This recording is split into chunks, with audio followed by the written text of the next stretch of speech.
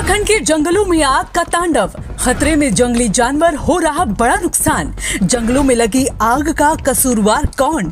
करोड़ों खर्च होने के बाद भी हर साल क्यों जल रहे जंगल? जंगल जंगल आग लगी है। नमस्कार, आप देख रहे हैं रायशुमारी और मैं हूं ऋतु बिष्ट। उत्तराखंड के जंगल जल रहे हैं। जंगलों में रहने वाले जानवरों की जिंदगी संकट में है और करोड़ों की वन संपदा इस आग की भेंट चढ़ गई। ये कहानी कोई और नई नहीं है, हर साल की वही पुरानी कहानी है। जंगलों में आग लगती है, वायुसेना की मदद ली जाती है और जब तक आग बुझती है तब तक सब कुछ जल जाता है। लेकिन सवाल ये है कि आखिर जंगलों में लगी आग का समाधान सरकार क्यों नहीं ढूंढ पा रही है?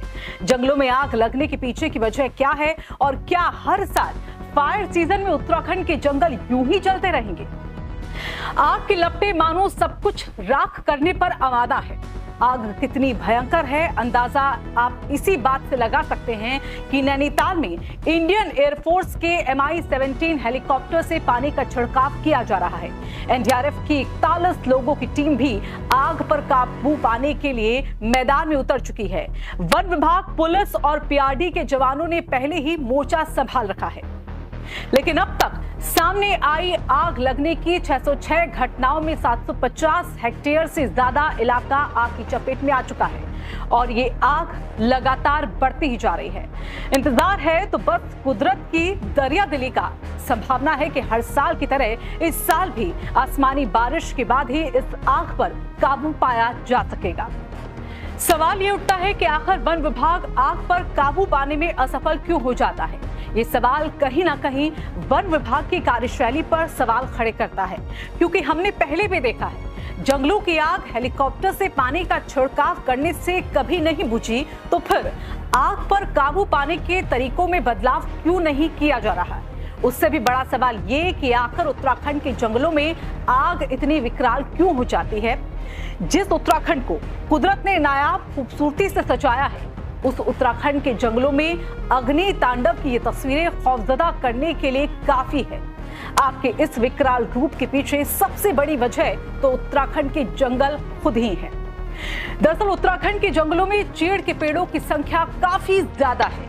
दरअसल अंग्रेजों ने हेलीकॉप्टर से चीड़ के बीजों का छिड़काव जंगलों में किया था ताकि वो इससे तारकोल बना सके। चीड़ के पेड़ में से लीसा निकलता है जो कि बहुत जल्दी आग पकड़ लेता है। इसके अलावा जब गर्मियों में चीड़ की पत्तियां, जिसे उत्तराखंड में पिरुल कहा जाता है, नीचे गिरती हैं तो फिसलन पैदा करने के साथ साथ ही ये बहुत जल्दी आग को पकड़ भी लेती है। यानी कि उत्तराखंड की चीड़ के पेड़ से भरे जंगलों में अग्नि तांडव के लिए एक चिंगारी ही काफी होती है जो जंगल को तबाह कर दे। गर्मियों में सूखा मौसम रहने की वजह से आग और तेजी से फैलती है। अब बस इंतजार बारिश का है। जब तक बारिश नहीं होगी तब तक सभी इंतजाम नाकाफी साबित होंगे। इसके अलावा अच्छी घास के लिए लोग भी जंगल जा रहे हैं और आग लगा देते हैं वो ऐसे में, ताकि अगली बार जानवरों के लिए नई और एक अच्छी घास उग जाए। चलिए, जंगलों में आग लगने के कारण तो समझ में आ गए, लेकिन आखिर जब हर साल यही कहानी रहती है तो फिर वन विभाग ठोस कदम क्यों नहीं उठा पाता और आगे वन विभाग की प्लानिंग क्या है? अब इसे एक रिपोर्ट के जरिए हम समझ लेते हैं।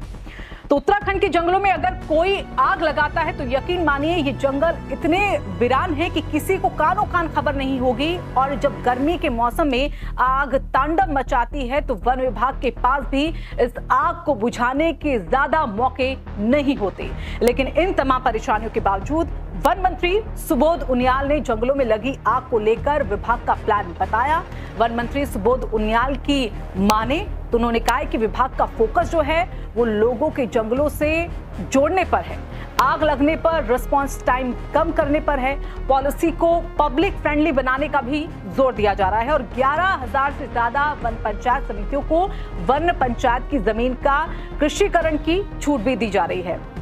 साथ ही हर डिवीजन में इको डेस्टिनेशन साइट भी यहां पर बनाई जा रही है और संभावित वन अग्नि वाले जंगलों में रेन वाटर हार्वेस्टिंग टैंक बनाने की भी योजना आगे बनी है। तो विभाग भले ही भविष्य में तैयारियों को लेकर बड़े बड़े वादे कर ले, लेकिन सच यही है कि मौजूदा समय में विभाग के पास इस आग पर काबू पाने का कोई समाधान नजर नहीं आ रहा। जंगलों में लगी ये आग सिर्फ जंगली जानवरों के लिए ही घातक नहीं, कई बार तो लोग भी इसकी चपेट में आकर अपनी जान को गंवा चुके हैं। एक रिपोर्ट इसमें बताती है कि साल 2014 से लेकर अब तक 17 लोग अपनी जान इसमें गंवा चुके हैं, 74 लोग आग में झुलस चुके हैं। उम्मीद तो यही करेंगे कि वन विभाग की प्लानिंग कारगर साबित होगी, लेकिन सच्चाई ये भी है कि ये उम्मीद धुंधली नजर आ रही है।